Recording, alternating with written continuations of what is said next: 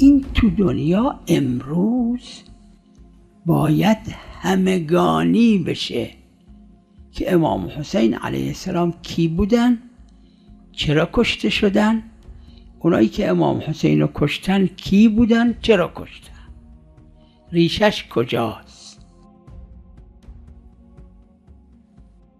این جوانهای عزیزی که در دانشگاه ها در سراسر دنیا هستن و علاقمند به اهل بیت علیهم السلام هستن، تو این چیزایی که می‌نویسن پایان نامشونه چیه بیارن. هزارها کتاب در این جهات نوشته بشه، هر گلی یه بو داره.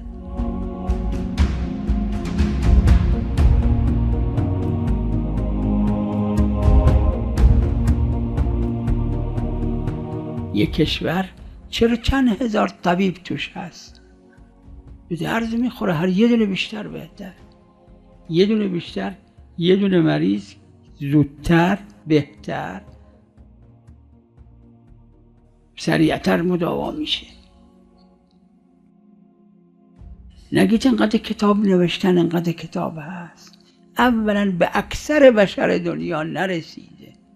این من و شما این باید به دنیا امروز برسونیم. فرهنگ خدا، فرهنگ قرآن، فرهنگ پیغمبر خدا، فرهنگ اهل بیت علیهم السلام که همش یک فرهنگ. خود اهل بیت هم روا جدنا عن جبرائیل عن الله. اسلام صحیح اینه، چیزای دیگه همش اسلام قلب.